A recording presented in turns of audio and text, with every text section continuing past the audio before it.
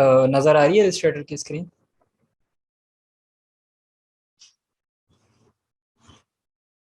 ठीक है। अच्छा, आज थोड़ी सी ग्रेडियंट टूल को हमने डिटेल के अंदर पढ़ना है, और इसके अलावा दो तीन चीज़ें जो पीछे से ही रिलेटेड हैं वो क्लियर करेंगे, और फिर उसके बाद कुछ नई चीज़ें देखेंगे। तो शुरू करते हैं सबसे पहले बेसिक सी चीज़ से कि जो एक प्रॉब्लम का वाइज बन रही है ग्रुप में। जब असाइनमेंट स्टूडेंट सबमिट करवा रहे हैं तो वो ब्लर आ रही है।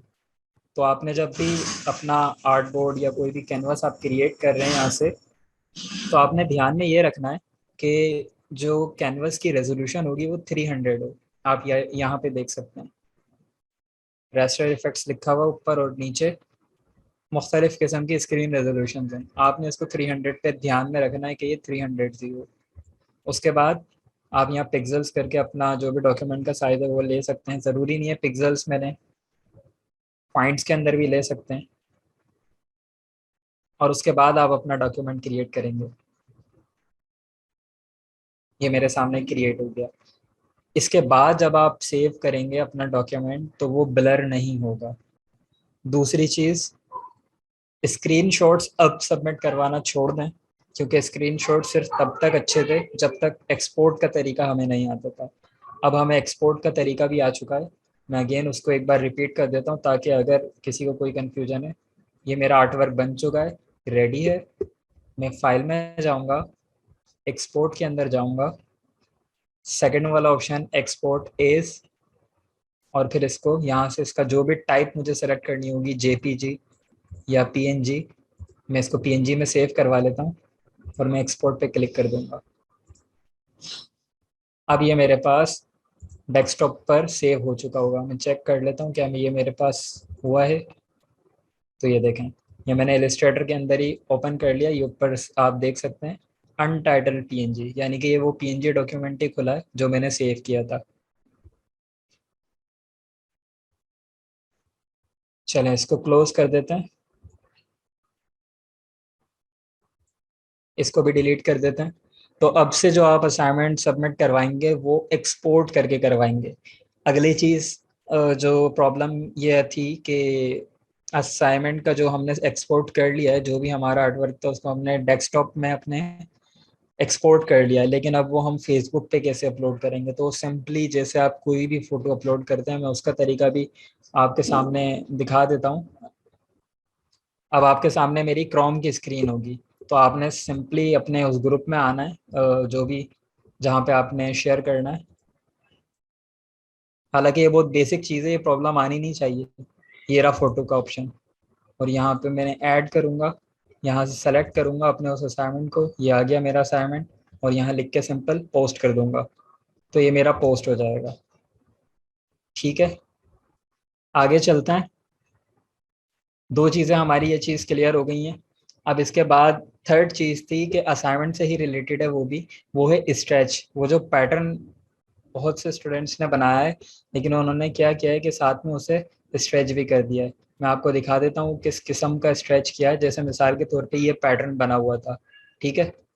अब इसको आर्टबोर्ड पे फिक्स करने के लिए काफ़ी सारे स्टूडेंट्स ने किया है इस तरह से कि इसको इस तरह से पकड़ के दबा दिया, फिर इस तरह से पकड़ के दबा दिया। तो अब ये देखें, जो इसकी असल लुक थी वही ख़त्म हो गई। असल लुक इसकी ये थी। अभी आप एक तरफ इसको देखें और दूसरी तरफ इसको देखिएगा।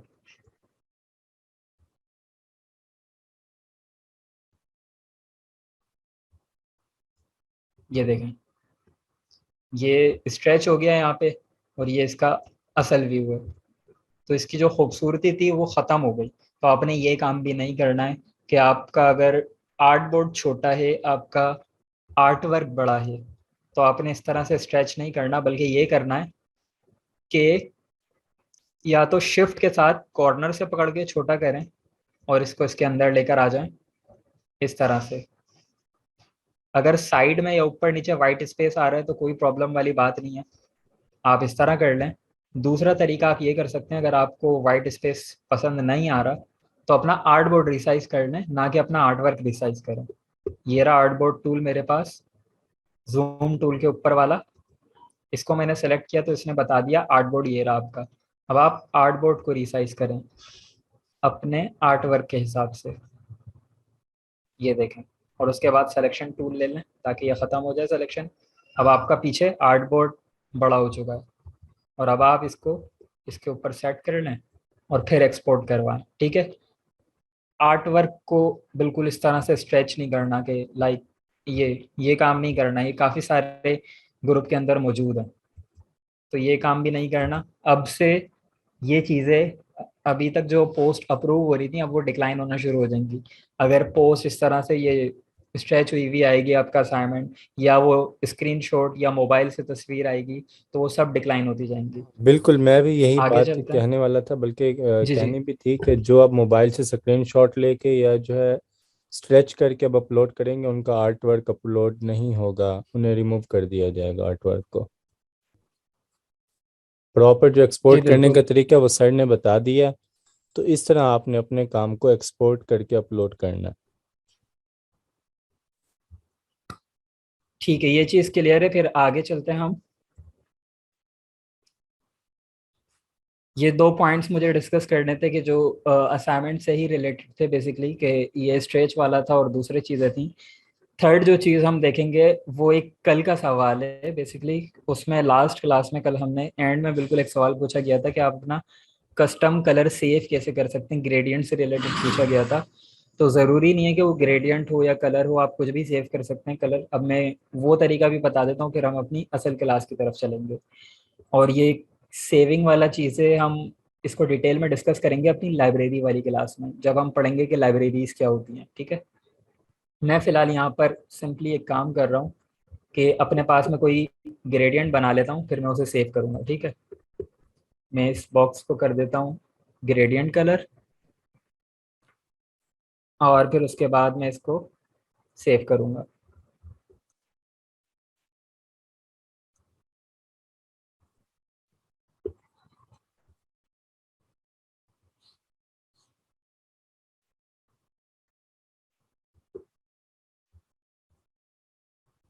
ये मैंने अपना एक ग्रेडियंट बना लिया, लेट से ब्लैक और ग्रीन, ठीक है।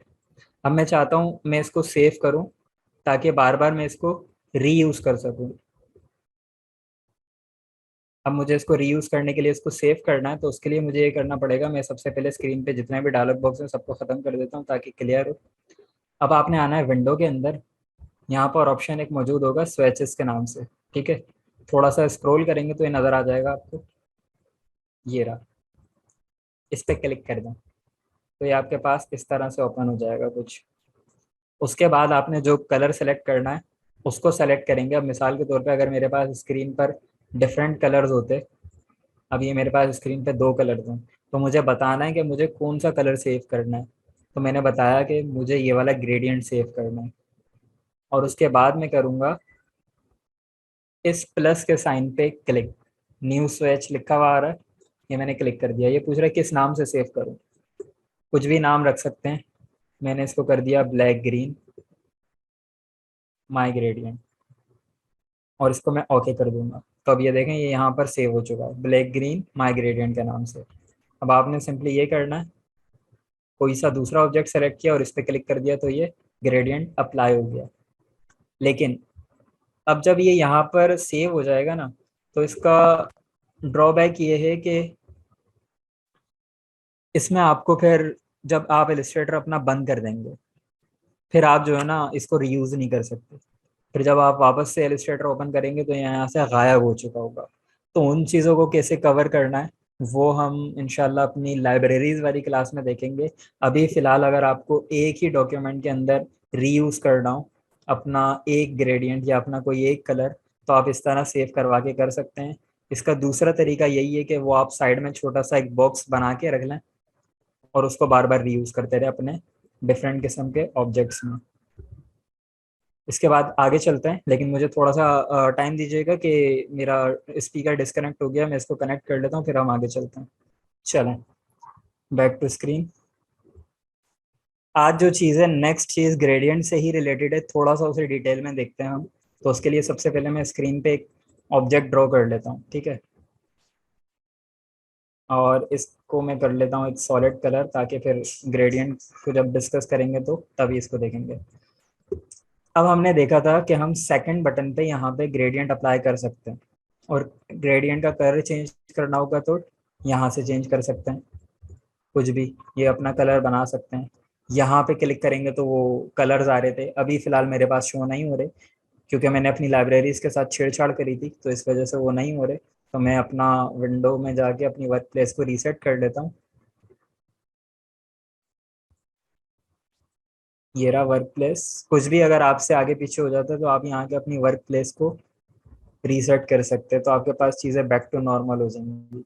ठीक है, अब मैंने अगेन इसको ग्रेडियंट कलर किया, ये मेरा ग्रेडियंट वाला डायलॉग बॉक्स सामने आ गया। कलर चेंज करना है मुझे, डबल क्लिक किया मैंने इसके ऊपर,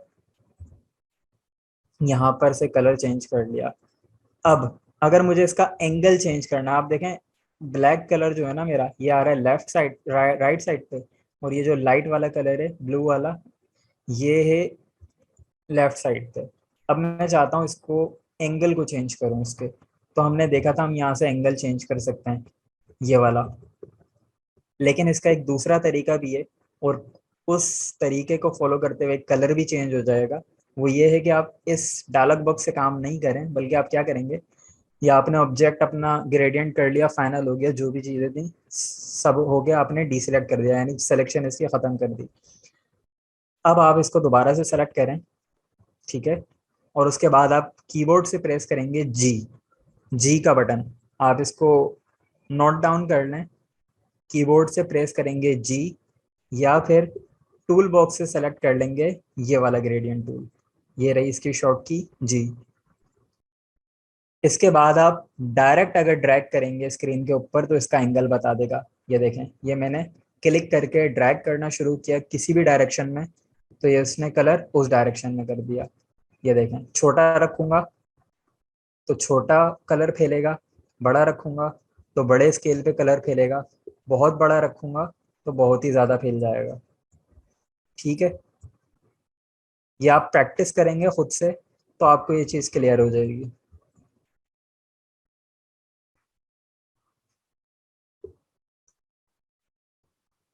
किसी भी डायरेक्शन में मैं ड्रैग कर सकता हूँ, ज़रूरी नहीं है कि मैं इसको टॉप बॉटम ही करूँ, मैं बॉटम टू टॉप कर सकता हूँ, right to left, left to right, किसी भी डायरेक्शन में आप जो है ना इसको चेंज कर सकते हैं अपने कलर्स को।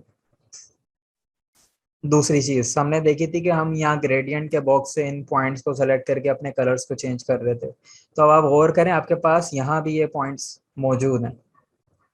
आपने इन पे सिंपली क्लिक करना है, डबल क्लिक, और जो कलर यहाँ से आप सेलेक्ट करना चाहें कर सकते हैं। दूसरे वाले पे क्लिक,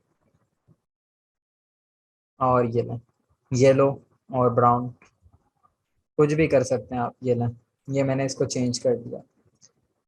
अब ये मेरे पास दो कलर यहाँ से भी सेलेक्ट और चेंज हो गए।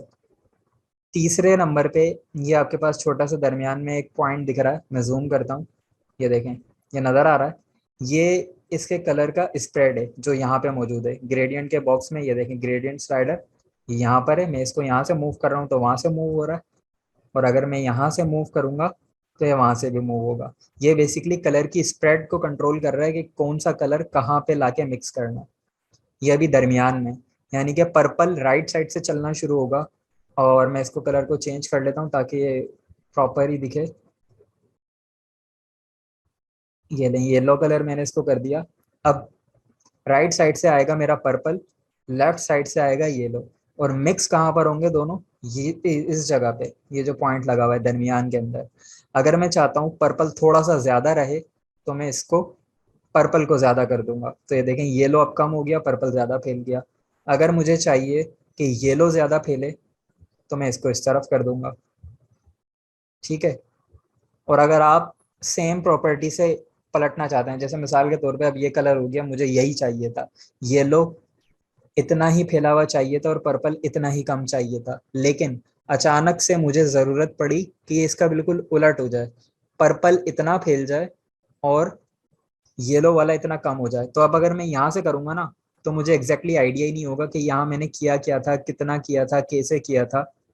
तो इसका सिंपली एक तरीका है, ग्रेडियंट के उसमें ही रिवर्स ग्रेडियंट का बटन, डायलॉग बॉक्स जो है, पैनल जो है ग्रेडियंट का हमारा, इसमें इस बटन को आप एक बार क्लिक कर दें तो ये सेम प्रॉपर्टीज के साथ रिवर्स हो जाएगा। अब जितना यहाँ पर्पल फैला हुआ था उतना ही यहाँ इस तरह से, यानी कि बेसिकली उसने डायरेक्शन चेंज कर दी है कलर्स की। और अगेन आपको अगर इन दोनों के आपस के दरमियान के कलर्स चेंज करने हैं तो आप क्या करेंगे, ये वाला जो येलो था ना, इसको पकड़ के ले जाएंगे इस तरफ और पर्पल को ले आएंगे इस तरफ। ये देखें, ये पर्पल इस तरफ आ गया और येलो इस तरफ आ गया। तीसरे नंबर पे कलर एडिंग है, ये ऐड हो गया तीसरा कलर। डबल क्लिक के साथ इसका कलर चेंज कर लें। अब जब तीसरा कलर मैंने ऐड कर लिया तो मेरे पास ये वाले जो ग्रेडियंट स्लाइडर के कंट्रोल्स थे ये दो आ गए। अब दो क्यों आ रहे हैं, क्योंकि दो जगह कलर आके मिक्स हो रहे हैं।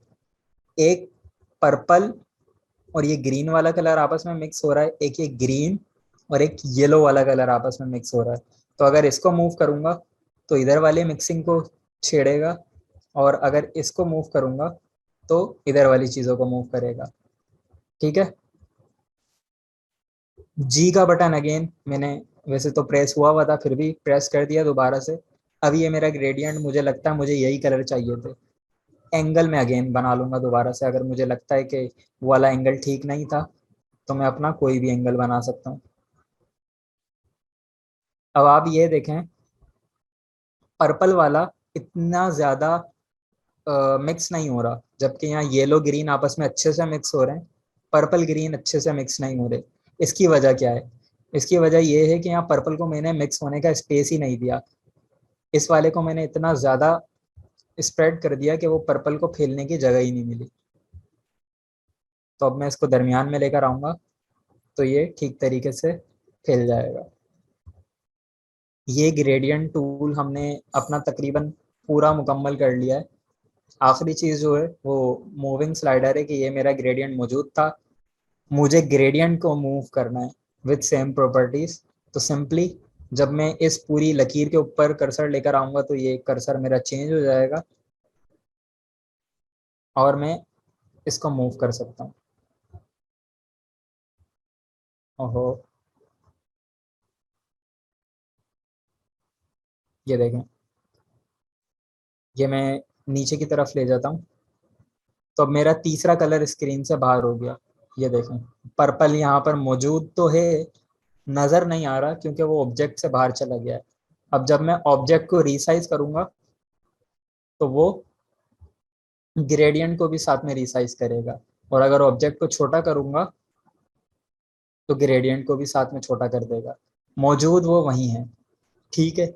यहाँ तक ग्रेडियंट टूल में अगर किसी को कोई कंफ्यूजन है तो बता सकता है। ज़रूरी नहीं है बस ये कि एंगल आप वहाँ डायलॉग बॉक्स से जाके कंट्रोल करें। सिंपली जी का बटन दबाएं और जो मर्जी एंगल वो बना लें।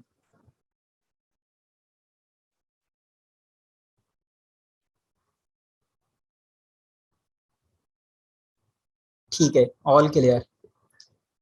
आगे चलते हैं।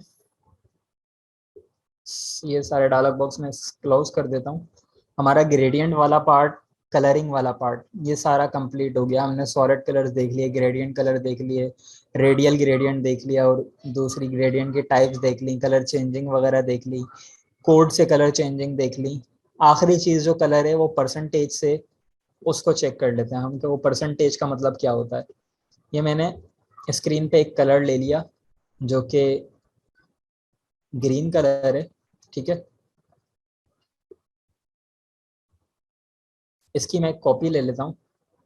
दूसरा कलर मैंने ले लिया जो तकरीबन रेड कलर है। अब ये थोड़े से लाइट कलर्स मैंने चूज किए हैं। ठीक है, एक ग्रीन कलर है, एक रेड कलर है। अब मुझे चाहिए कि इस कलर का कोड क्या है, वो मैं किसी तरीके से मालूम कर लूँ। तो मैं सिंपली इस पर डबल क्लिक करूंगा, यहाँ लिखा हुआ है इसका कोड। अब ये कोड मैं जितनी बार जिस जगह पे अप्लाई करूंगा ये वाला कलर मेरा बन जाएगा। मैं क्या करता हूँ, इसको राइट क्लिक करता हूँ, कॉपी कर लेता हूँ। ये मैंने कॉपी कर लिया। अब मैं स्क्रीन पे बनाता हूँ एक नया ऑब्जेक्ट। ये मैंने नया ऑब्जेक्ट बना लिया, इस पर किया डबल क्लिक और यहाँ पर आकर कर दिया पेस्ट, जो मैंने कलर कॉपी किया था वहाँ से। ओके, तो ये देखें सेम हो गया कलर, कोई फर्क नहीं है इसके अंदर।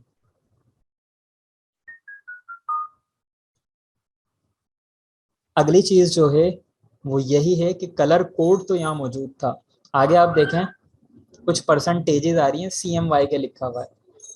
अब हमने जो अपना कलर मोड चूज किया था वो याद रहे, डॉक्यूमेंट क्रिएट करते टाइम वो था CMY के, इसीलिए यहाँ पर जो कलर आ रहे हैं CMY के आए हुए हैं। C का मतलब है सियान कलर, M का मतलब है मैजेंटा कलर, Y का मतलब है येलो कलर, K का मतलब है ब्लैक कलर। जब आप प्रिंटिंग वगैरह का काम करेंगे तो आपको परसेंटेज की मदद से अपने कलर सेलेक्ट करना होंगे। ये चीज़ आपको वक्त के साथ खुद ही मालूम हो जाएगी कि किस तरह से चीज़ें काम करती हैं और परसेंटेज में कलर्स किस तरह से काम करते हैं। अब मिसाल के तौर पे मुझे चाहिए 100% ब्लैक कलर। हम लोग 100% ब्लैक किसको बोलते हैं, अब देख लेते हैं। ये मैंने डबल क्लिक किया, इसको फुल ब्लैक किया और ओके कर दिया। ये ले जी, आपका ये 100% ब्लैक हो गया। लेकिन क्या ये वाकई 100% ब्लैक है? तो ये बिल्कुल भी 100% ब्लैक नहीं है, बल्कि ये जेड ब्लैक कलर है। मैं इसको डबल क्लिक करता हूँ, आप ये देखें, ये जो मेरा स्लाइडर था जहाँ से मैं कलर पिक करता हूँ, ये डॉट, ये मैंने कोने पे मूव कर दिया, चाहे इस कोने पे या इस कोने पे। अब आप देखें तो ये बता रहा है कि इस ब्लैक कलर में 75% जो है हमारा सियान कलर मौजूद है, 68% जो है मैजेंटा है, येलो का भी इसमें रोल है 67%, और खुद ब्लैक कलर 90% मौजूद है। यानी कि ब्लैक 100% नहीं है, यहाँ पे 100% कलर ब्लैक नहीं है, बल्कि 100% कलर ब्लैक किस तरह का होता है, मैं इसकी कॉपी लेता हूँ और आपको साइड बाय साइड रख के दिखाता हूँ कि 100% ब्लैक किस तरह का नजर आता है। मैं इसको कर देता हूँ 0 0 0, और ब्लैक को मैंने सिर्फ रखा 100% और कर दिया ओके।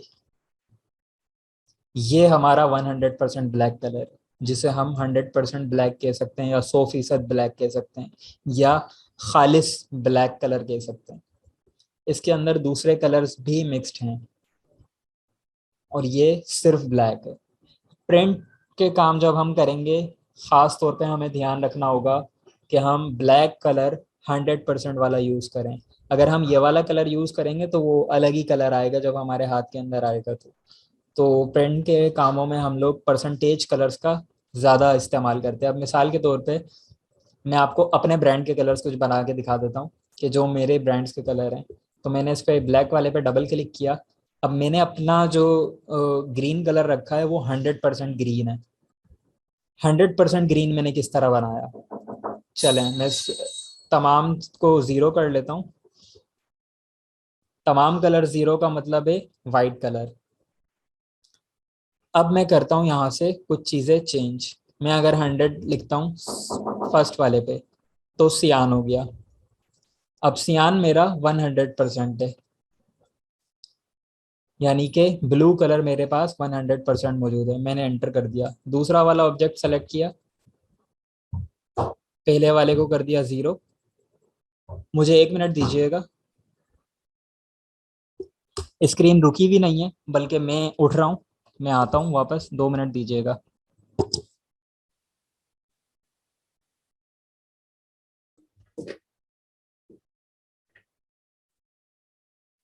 अच्छा सर वापस आ रहे हैं, तब तक सर के बोलने से पहले जुमला लिखा आ रहा है, तो आपका नेट का इशू होगा, बाकी तो सबको सही आ रहा है। सर एक्सपोर्ट पीएनजी में करना है या जेपीजी में?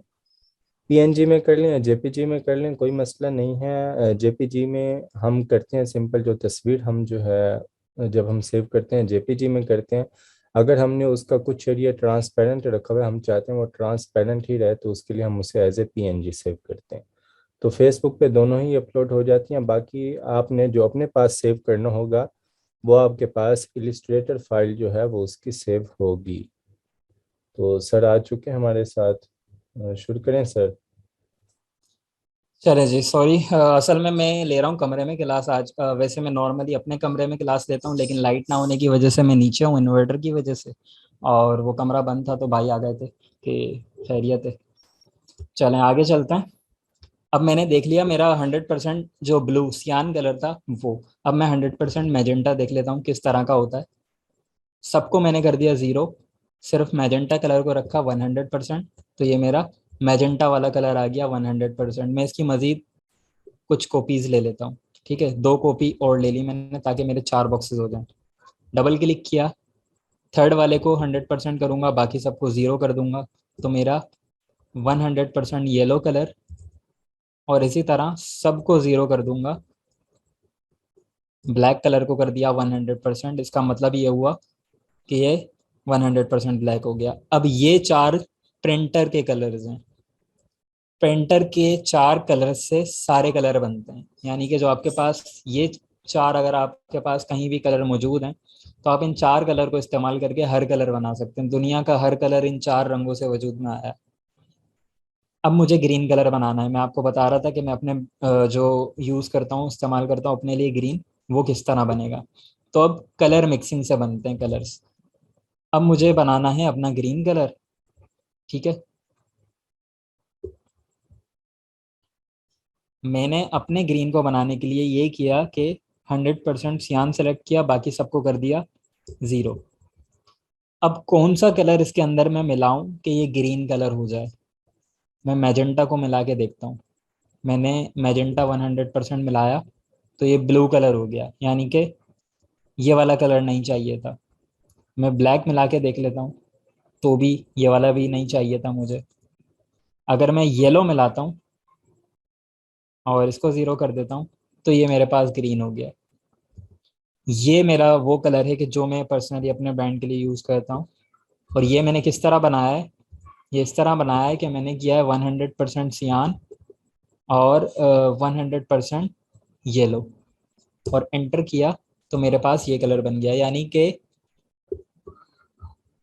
इन 2 कलर्स को मिला के मेरे पास ये तीसरा कलर बना है। इन 2 कलर को मैं 100% इस्तेमाल करूंगा तो मेरे पास नया कलर ये वाला बन जाएगा। ये चीज सबको क्लियर है कि ये कलर, 2 कलर को मिला के किस तरह से बनाया है तीसरा कलर। बाकी आप ये गूगल से भी देख सकते हैं कि कौन से कलर्स मिलके कौन सा कलर बनाते हैं। और जब आप खुद ही काम कर रहे होंगे तो मैं सजेस्ट ये करूंगा कि आप खुद से चीज़ें एक्सप्लोर करें, तो ज़्यादा मज़ा भी आएगा और याद भी रह जाएंगी चीज़ें। दूसरे कोई कलर करके देखते हैं। अब मिसाल के तौर पे ज़रूरी तो नहीं है कि 100% ही हम इस्तेमाल करें सिर्फ यहाँ पे। हो सकता है मैं 70% सियान ले लूँ और 70% येलो ले लूँ, या 100% ले लेते हैं येलो को, तो अब मेरे पास ग्रीन का डिफरेंट शेड बन गया। इसी तरह अब की बार मैं 70% सियान नहीं लेता, बल्कि इसको 0 करके मैजेंटा को 70% रख लेता हूँ, तो मेरे पास ऑरेंज कलर बन गया। इस तरह सारे कलर्स बनते हैं। अगर मैं इसके अंदर सियान को भी शामिल कर लूँ, ये दो तो मेरे पास किसी हद तक मौजूद थे, तीसरे नंबर पे मैंने 50% सियान भी शामिल कर लिया, तो ये मेरा ब्राउन कलर बन गया। यानी कलर्स को मिक्स करते हुए नए कलर्स बना रहे हैं हम। प्रिंट जब हम यूज़ करते हैं तो हमारी जो कोशिश रहेगी वो ये रहेगी कि हम ज़्यादा से ज़्यादा 2 कलर को इस्तेमाल करें, जिसे हम स्पॉट कलर्स बोलते हैं। यानी कि इस तरह से, ये 200% तो ज़्यादा हो गया। यानी कि 2 0 होंगे आपके और 2 पे कुछ वैल्यूज होंगी। हो सकता है वो 65 हो सकता है वो 76 हो, इस तरह से। और अगर यहाँ पर नहीं तो यहाँ पर हो सकता है वो 43 हो। तो ये आपका कलर बन गया।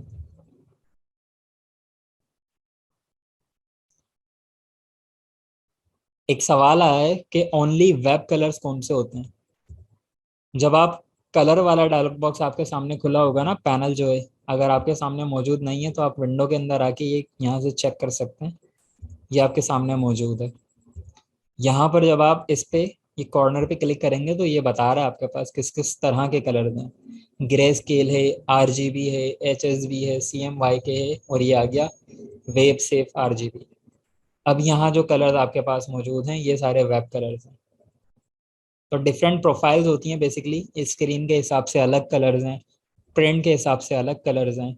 अच्छा, प्रिंट के जो कलर्स होते हैं ना, वो थोड़े से उड़े उड़े होते हैं, मतलब कि उनका जो शेड होता है इतना शार्प नहीं होता।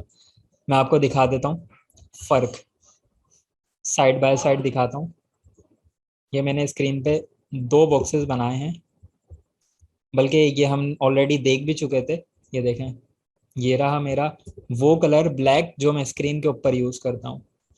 इनको मैं करता हूँ डिलीट,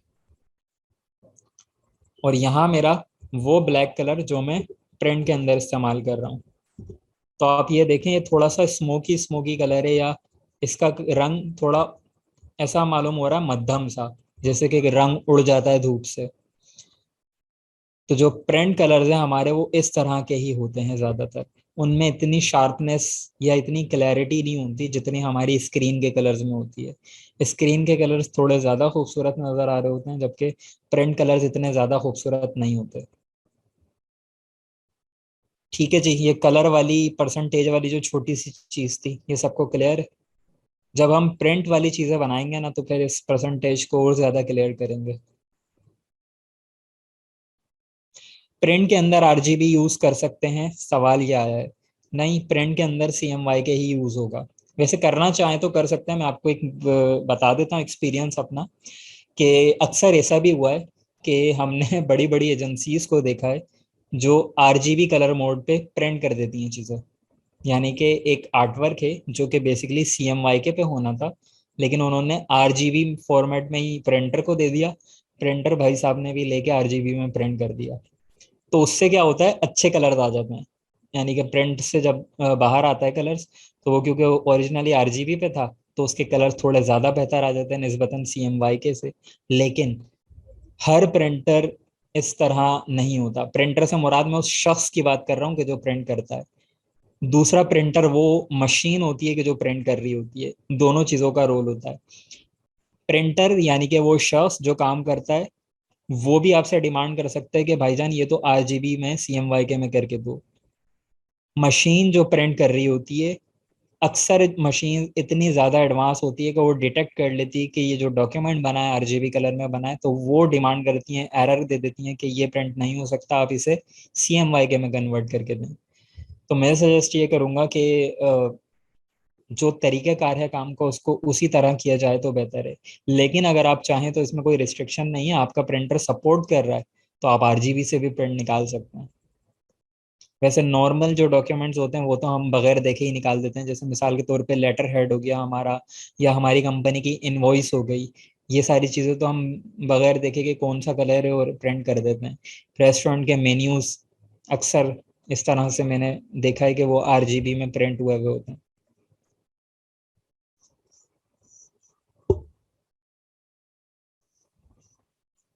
एक और सवाल आया है कि सीएमवाई के सब 50 करें या 100 करें, दोनों पे ब्लैक ही आ रहा है। अच्छा, अब मैं क्लास का दिखा जो देता हूँ। टाइम है वो ख़त्म होने वाला है। 1 मिनट से कम रह गया है। तो 1 मिनट हमारे पास बाकी है बिल्कुल। तो हम बस इसको देख लेते हैं सिंपल। ये मैंने किया 50 50 50 50। ये ब्लैक कलर नहीं है, कुछ और कलर है। तो जब भी आप परसेंटेज को छेड़छाड़ करेंगे ना, तो हो सकता है वो ब्लैक ही बने, लेकिन वो ब्लैक नहीं, ब्लैक का शेड बनेगा। आगे फिर हम नेक्स्ट मीटिंग में कंटिन्यू करते हैं।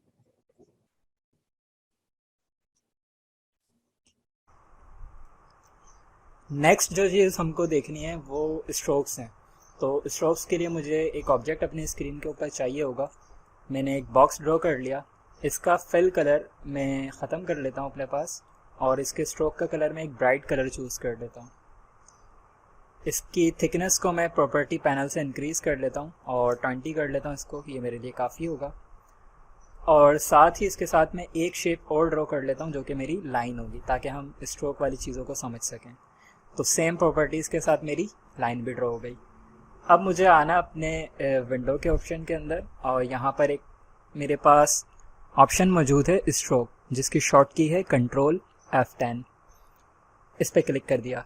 अभी आपके सामने एक नया पैनल ओपन हो गया है जिसमें वेट आपके सामने के 20 पॉइंट्स है।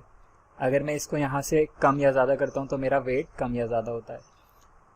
अब इसके अंदर मज़ीद ऑप्शन है लेकिन अभी विजिबल नहीं है। तो तमाम ऑप्शंस को विजिबल करने के लिए ये जो स्ट्रोक लिखा हुआ है इस पर आप करेंगे डबल क्लिक। तो ये देखिए ये मज़ीद कोलैप्स हो गया। दोबारा से डबल क्लिक। इसी तरह जितनी बार आप डबल क्लिक करते जाएंगे अपनी शेप को चेंज करता रहेगा। आपने उस वक्त तक डबल क्लिक करना है जब तक ये आपने अपने तमाम ऑप्शंस को शो ना कर दे, इस तरह से। अब आपके सामने डिफरेंट ऑप्शंस मौजूद आ रहे हैं, कैप, कॉर्नर और दूसरी चीज़ें। हम इनको बारी बारी देख लेते हैं कि ये क्या चीज़ है। तो वेट तो हम ऑलरेडी डिस्कस कर चुके हैं कि वेट जो है थिकनेस होता है। इसके बाद हमारे पास मौजूद है कैप। कैप को डिस्कस करने के लिए मैं अपनी स्क्रीन को थोड़ा सा जूम कर लेता हूँ। ये मैंने एक साइड जूम कर ली। अगर कैप स्टाइल को मैं फ़िलहाल जो हमारे पास डिफ़ॉल्ट होता है वो बट कैप इस्तेमाल हो रहा होता है। अगर मैं इसको राउंडेड कैप करूँगा तो देखें फ़र्क क्या आएगा लाइन के अंदर। जैसे ही मैंने राउंड पे क्लिक किया तो जहाँ मेरा एंकर पॉइंट ख़त्म हो रहा था, यानी कि जहाँ मेरी लाइन ख़त्म हो रही थी, उसके आगे एक राउंड सा शेप बन गया, यानी कि जो उसने लाइन को एंड किया है वो राउंडेड किया है। इसके बाद हमारा नेक्स्ट है और इसका नाम है प्रोजेक्टिंग कैप। अब ये और बट कैप बिल्कुल सेम है, फ़र्क सिर्फ इतना है कि अगर हम बट कैप को इस्तेमाल करते हैं तो ये वहीं पर ख़त्म हो जाता है जहाँ हमारा एंकर पॉइंट ख़त्म हुआ था, जबकि प्रोजेक्टिंग कैप को इस्तेमाल करेंगे तो ये आगे मज़ीद थोड़ा सा स्पेस लेकर ख़त्म होगा। और ये सिर्फ इस साइड पर नहीं है बल्कि ये दोनों साइड पर इसी तरह से होगा। मैं आपको थोड़ा सा जूम आउट करके दिखा देता हूँ। ये आप देख सकते हैं, ये राउंडेड, ये बट कैप, ये प्रोजेक्टिंग कैप। तो इसको वापस से डिफ़ॉल्ट पे कर लेते हैं। नेक्स्ट ऑप्शन हमारे पास कॉर्नर मौजूद है। कॉर्नर्स क्या होते हैं उसको डिस्कस करने के लिए मुझे अपनी नीचे वाली शेप पे वर्किंग करना पड़ेगी। तो मैं स्क्रॉल करके नीचे आ जाता हूँ और अब यहाँ आप देखिएगा कि जब मैं कॉर्नर्स को चेंज करूँगा तो इस शेप के जो कॉर्नर्स हैं, कॉर्नर्स बेसिकली यहाँ हमने देखा था कि जो हमारे एंकर पॉइंट्स थे वो दूर दूर थे और एक दूसरे से जॉइंट नहीं हुए थे। कॉर्नर्स उस शेप के अंदर बनते हैं जहाँ एंकर पॉइंट्स एक दूसरे से जॉइंट हों। अब आप देखें ये वाला एंकर पॉइंट जो है वो इधर से भी जॉइंट है और नीचे से भी जॉइंट है। इसी तरह ये भी अपने टॉप और राइट से जॉइंट है। तो ये कंप्लीट शेप बन रही है आपस में एंकर पॉइंट्स की जॉइनिंग से। तो यहाँ पर हमारे पास कॉर्नर्स होंगे, ये एक कॉर्नर है, ये दूसरा, इस तरह बॉक्स के हमारे पास 4 कॉर्नर्स हैं। ज़रूरी नहीं है आपकी स्क्रीन पे बॉक्स ही हो, बल्कि आप पॉलीगॉन के साथ ये कर सकते हैं, किसी भी दूसरी शेप के साथ जिसके कॉर्नर्स हों। डिस्कस कर लेते हैं। फर्स्ट कॉर्नर हमारे पास जो है वो ये है, मिडर जॉइन। सेकंड हम इसको डिस्कस कर लेते हैं, राउंड जॉइन।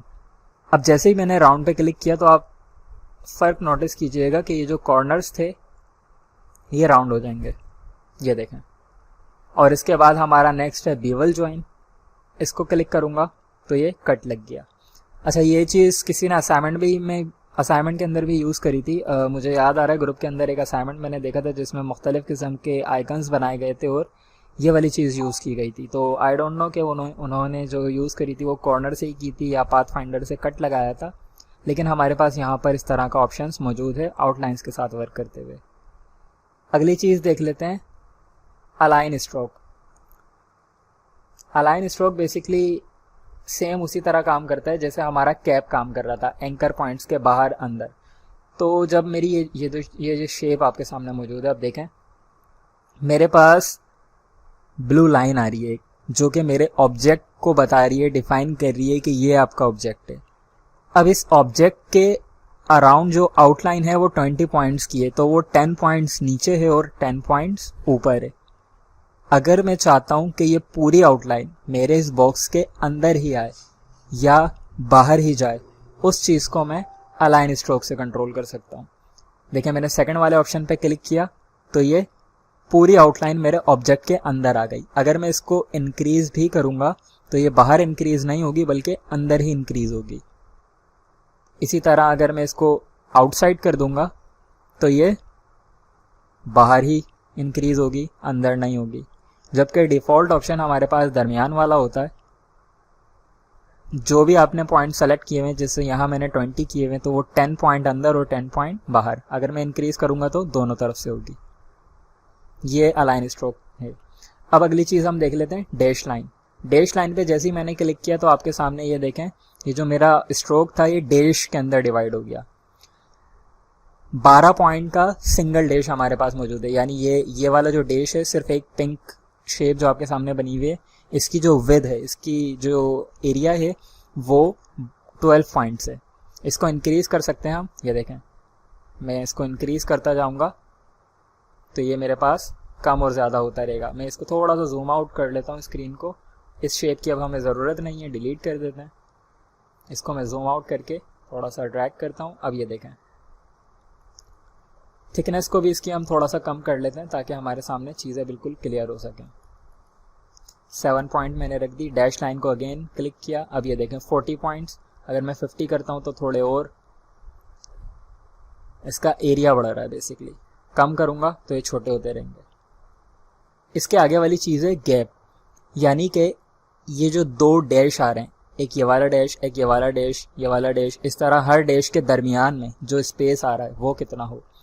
बाय डिफ़ॉल्ट ये उतना ही होता है जितना आपने डैश की विड्थ रखी है। यानी कि अगर 50 पॉइंट मैंने बताया अपने डैश की विड्थ, तो यह 50 पॉइंट का ही गैप लेगा बाय डिफ़ॉल्ट। लेकिन मैं इसको चेंज कर सकता हूँ। मैं कहता हूँ कि 5 पॉइंट्स का रखो आप गैप। तो अब देखें 50 पॉइंट्स का मेरे पास डैश आ गया और उसके बाद 5 पॉइंट का गैप आ गया, और फिर उसके बाद अगेन 50 पॉइंट का डैश, 5 पॉइंट का गैप। अब आप सोचेंगे कि अगर हमारे पास ये चीज़ इतनी सिंपल थी तो हमने मज़ीद टेक्स्ट बॉक्सेस इनको यहाँ देने की क्या ज़रूरत थी। तो इनका रोल भी देख लेते हैं कि अगर मज़ीद आपके सामने टेक्स्ट बॉक्सेस हैं तो वो क्यों हैं। ये बेसिकली थोड़ी सी एडवांस शेप बना देंगे, आपके इस बॉर्डर को थोड़ी सी एडवांस शक्ल दे देंगे। किस तरह से, मुझे चाहिए अपना पहला डैश 50 पॉइंट्स का और उसके बाद मुझे चाहिए गैप 10 पॉइंट्स का। ठीक है, ये देखें 10 पॉइंट्स का गैप इंक्रीज हो गया। अगेन मैं इसको करके दिखा देता हूँ। ये देखें गैप बढ़ाता जाऊँगा तो आपस का जो दरमियानी फासला है वो बदलेगा। मैं इसको 10 कर लेता हूँ। उसके बाद नेक्स्ट डैश पूछ रहा है मुझसे कि वो आपको कितना चाहिए। मैंने कहा 25 पॉइंट्स। तो अब देखें क्या चीज़ हुई इसमें, ये इस तरह से चेंज हो गया। मैं इसके साथ इसका गैप भी डिफाइन करूँगा, क्योंकि जब भी मैं डैश को ऐड करूँगा तो साथ उसका गैप भी डिफाइन करूँगा। मैं इसको सेलेक्ट करता हूँ, 10 बता देता हूँ। अब देखें शेप के अंदर क्या चेंज आया है कि 50 पॉइंट का मेरे पास यहाँ पर, ये देखें कर्सर के साथ 50 पॉइंट्स का एक डैश है, उसके बाद 10 पॉइंट्स का मेरे पास गैप आ रहा है, फिर 25 पॉइंट का एक डैश आ रहा है और फिर 10 पॉइंट का गैप आ रहा है। फिर उसके बाद ये चीज़ रिपीट हो गई। अगर थर्ड पे मैं करता हूँ, लेट्स से मैं कहता हूँ कि अब आप 5 पॉइंट का एक डैश बनाओ 10 पॉइंट के गैप के साथ, तो अब देखें आपके सामने किस तरह की शेप है कि सबसे पहले 50 पॉइंट का एक डैश आ रहा है, फिर 10 पॉइंट का गैप आ रहा है, उसके बाद 25 पॉइंट का एक डैश है, 10 पॉइंट का एक गैप है, फिर 5 पॉइंट का एक डैश है, 10 पॉइंट का एक गैप है। यहाँ पे बिल्कुल आप ये सारी प्रॉपर्टीज सेम इसी तरह मौजूद हैं, आप चेक कर सकते हैं। ज़रूरी नहीं है आप तमाम में 10 पॉइंट्स का या 10 पिक्सल्स का ही फासला रखें, आप इसको चेंज कर सकते हैं। लेट्स से ये जो बड़ा वाला डैश था 50 पॉइंट्स वाला, मैं चाहता हूँ जो इसके बाद स्पेस आए मेरे पास वो भी 50 का आए, 50 पॉइंट्स का। तो पहले मैं ऑब्जेक्ट को सेलेक्ट करता हूँ और फिर चेंज करता हूँ, इंटर। तो अब देखें ये जो 50 वाला गैप था, सॉरी 50 वाला जो डैश था, अब इसके बाद जो गैप आया है वो 50 पॉइंट्स का ही है, बाकी के दरमियान 10 का है। अगर मैं यहाँ वापस से 10 करके इधर 50 कर देता हूँ तो ये देखें अब जो 50 वाला गैप है वो 25 पॉइंट वाले डैश के बाद है। यहाँ स्क्रीन पे भी आप देख सकते हैं, ये रहा मेरा 25 पॉइंट वाला डैश और इसके बाद मेरे पास आ गया 50 पॉइंट्स का गैप। अगेन इसको थर्ड वाले के साथ चेक कर लेते हैं। 50 पॉइंट का अप्लाई क्यों नहीं हो रहा, क्योंकि मैं शेप को सेलेक्ट करना भूल जा रहा हूँ। अगर आपके साथ भी ऐसा कोई मसला आ रहा है कि आप यहाँ से प्रॉपर्टीज चेंज कर लेते हैं, अप्लाई नहीं होती, तो मेक श्योर कि आपने ऑब्जेक्ट को स्क्रीन पर सेलेक्ट किया हुआ हो। मैं इसको 50 को यहाँ से करता हूँ कट, यहाँ लिखता हूँ 10 और यहाँ पे कर देता हूँ पेस्ट। अब देखें डैश जो 5 पॉइंट वाला था उसके बाद आएगा 50 पॉइंट्स का गैप, ये रहा 5 पॉइंट और इसके बाद आ रहा है 50 का गैप। मैं इसको ज़्यादा भी कर सकता हूँ, मैं इसको कम भी कर सकता हूँ, अप टू यू। तो ये हमारी डैश लाइन थी। इसके बाद आपको ऊपर 2 ऑप्शंस नज़र आ रहे हैं, ये बेसिकली इसका स्टाइल है। स्टाइल किस तरह से कि आप कॉर्नर्स देखें, ये वाला कॉर्नर देखें अभी किस तरह का है।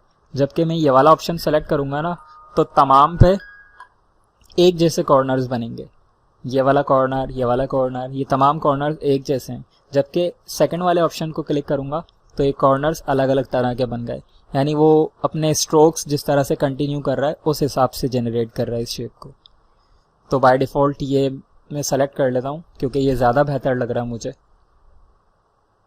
डैश हमने चेक कर लिया। अगली चीज़ हमारे पास है एरो हेड्स और एरो टेल्स। इस चीज़ को डिस्कस करने के लिए मुझे अपनी ये डैश वाली लाइन ख़त्म करना पड़ेगी। ये मैंने डैश वाली लाइन को ख़त्म कर लिया और अपने ऑब्जेक्ट को भी मैं डिलीट कर लेता हूँ और स्क्रीन पे एक ऑब्जेक्ट ड्रॉ कर लेता हूँ। स्क्रीन पर मैंने एक ऑब्जेक्ट ड्रॉ कर लिया जो कि मेरी एक लाइन है। इस लाइन की मदद से मैं अपनी बाकी की प्रॉपर्टीज़ को चेक करूँगा। तो मैंने लाइन को सेलेक्ट किया, एरो हेड्स को क्लिक किया, किसी भी एक पे क्लिक कर दिया तो ये देखें अब ये एरो का हेड यानी कि उसका जो सर था उस पर एक शेप बन गई जो कि मैंने यहाँ से सेलेक्ट की थी। आप इसको चेंज कर सकते हैं, जो आपको मुनासिब लगे आप वो रख सकते हैं। ये देखें सिज़र, और इसी तरह एरो की टेल भी मौजूद है। मैं ये वाली चूज़ कर लेता हूँ तो ये देखें ये इसके नीचे एक शेप बन गई। अगर ऊपर वाले को मैं एरो कर दूँ तो ये मेरे पास एक कंप्लीट एरो बन जाएगा। ये देखें जी, यहाँ डिफरेंट किस्म की शेप्स हैं, इधर भी और इधर भी। ये आप ख़ुद से एक्सप्लोर कर लीजिएगा। नेक्स्ट जो हमारे पास बटन है वो स्वैप का बटन है। इससे कुछ भी नहीं होगा, बस टेल हेड की जगह मूव कर जाएगी और हेड टेल की जगह पे, यानी ये स्वैप हो जाएगा। सिंपल। स्केल कर सकते हैं हम। दो स्केल के हमारे पास टेक्स्ट बॉक्सेस हैं, एक हमारे पास इसके लिए है, दूसरा हमारे पास इसके लिए है। स्केल अगर मैं करता हूँ तो ये देखें ये इसका हेड का साइज़ इंक्रीज़ होता जा रहा है। कम भी मैं कर सकता हूँ, बाय डिफ़ॉल्ट 100 होता है तो मैंने इसको 40% कर लिया तो देखें बहुत छोटा हो गया। मैं इसको वापस 100 कर लेता हूँ। और इसी तरह इसकी टेल का साइज़, ये छोटा हो गया ये बड़ा हो गया। बाय डिफ़ॉल्ट 100 तो 100 कर लिया। इसके बाद आप देख रहे हैं अलाइन। अलाइन बिल्कुल उसी तरह काम करती है जिस तरह अलाइन स्ट्रोक काम कर रहा था, यानी कि ये देखें ये मेरा एंकर पॉइंट है। मैं डायरेक्ट सिलेक्शन टूल से दिखा देता हूँ। ये देखें ये ब्लू कलर का आ गया और दूसरा एंकर पॉइंट ये रहा। दूसरे वाले ऑप्शन को मैं यहाँ से सेलेक्ट करता हूँ तो मेरे हेड और टेल दोनों एंकर पॉइंट के बाहर बनना शुरू हुए हैं, जबकि इस वाले ऑप्शन को सेलेक्ट करूँगा तो ये एंकर पॉइंट के अंदर बनना शुरू हुए हैं। बस ये चीज़ इसमें है और कोई रॉकेट साइंस नहीं है। वापस से मैं इसको नन कर लेता हूँ क्योंकि नेक्स्ट जो चीज़ देखनी है वो प्रोफाइल्स देखनी है। प्रोफाइल्स बहुत ज़्यादा कोई रॉकेट साइंस नहीं है, ये भी सिंपली आपने ऑब्जेक्ट सेलेक्ट करना है और डिफरेंट किस्म की प्रोफाइल्स आप लगा सकते हैं यहाँ पे। ये देखें ये मैंने थोड़ी सी थिकनेस बढ़ा दी ताकि ये क्लियर हो।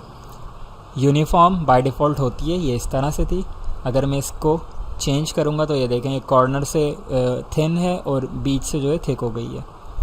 ये एक और है, ये किसी और किस्म की है, ये किसी और तरह की है। थिकनेस को चेंज कम ज़्यादा किसी भी तरीके से मैं कर सकता हूँ। मैंने ख़त्म कर दिया था। अगेन ये देखें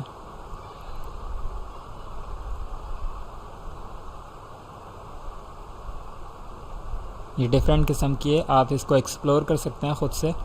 इसके बाद हमारे पास अलाइन का ऑप्शन है तो ये बेसिकली फ़्लिप करता है। ये देखें ये फ़्लिप कर दिया इसने। दूसरा वाला ऑप्शन हमारे पास मौजूद नहीं है तो वो किसी किसी पे आता है, मेरे ख्याल में इसमें आ जाएगा जो बिल्कुल। ये देखें आप ये इस तरफ से अलाइन कर रहा है। अब यहाँ पर अगर आपको लग रहा है कि ये काम नहीं कर रहा तो ये काम ज़रूर कर रहा है, लेकिन क्योंकि इसके टॉप और बॉटम से एक ही रेडियस है तो हमें पता ही नहीं चल रहा कि ये काम कर भी रहा है या नहीं, लेकिन काम कर रहा है। लेकिन जब इसको इस तरह से मूव करते तो ये फ्लिप होता जा रहा है। तो ये हमारा स्ट्रोक का पैनल था जिसे हमने आज डिस्कस किया है और बड़ा तफसीली डिस्कस किया है। इसकी मदद से हम डैश लाइन वगैरह बना सकते हैं। एक सवाल था कि किस तरह से हम इसका यूज़ करेंगे आगे, तो बहुत सारे इसके यूजेस हैं। बॉक्सेस में, शेप्स में और मज़ीद चीज़ों में डेकोरेशन वगैरह के लिए इस्तेमाल कर रहे होते हैं। एक छोटा सा यूज़ मैं आपको दिखा देता हूँ क्विकली। ज़्यादातर जो मैं इस्तेमाल कर रहा होता हूँ इसको जिस तरह से, तो बेसिकली ये समझें, अज्यूम करें आपकी एक हेडिंग है और इसके बाद ये आपका एक पैराग्राफ लिखा हुआ है। ये मैं टाइप किस तरह से कर रहा हूँ अभी इस चीज़ से कंफ्यूज नहीं होना है आपने, क्योंकि जब हम अपने टाइपिंग वाली चीज़ें देखेंगे तो ये चीज़ भी डिस्कस हो जाएगी। ये एक पैराग्राफ आ गया, ये एक टेक्स्ट आ गया। अब इसके बीच में नॉर्मली मैं क्या करता हूँ, मैं एक लाइन बना देता हूँ और उसको मैं कर देता हूँ डैश लाइन इस तरह से, और इसका मैं जो कलर है वापस से ब्लैक कर लेता हूँ। तो ये देखें ये खूबसूरत सी जो है सेपरेटर का काम कर रही है, हेडिंग और पैराग्राफ के दरमियान एक डिवाइडर का काम कर रही है ये लाइन। ये इस तरह से भी इस्तेमाल होता है और बहुत सारे इसके इस्तेमाल है जो कि इंशाल्लाह आगे जाके हम सीखेंगे। क्लास को फिर हम यहीं एंड करते हैं और जो असाइनमेंट है हमारा वो यही होगा कि जो स्ट्रोक का पैनल हमने कवर किया है इसको इस्तेमाल करते हुए हम डिफरेंट चीज़ें बना लें। मैं कोई स्पेसिफ़िक चीज़ आपको नहीं दे रहा हूँ, बल्कि अभी आपकी क्रिएटिविटी है कि आप किस तरह से क्या चीज़ें इन चीज़ों को इस्तेमाल करते हुए बना सकते हैं। अपना ख्याल रखिएगा। अल्लाह हाफ़िज़।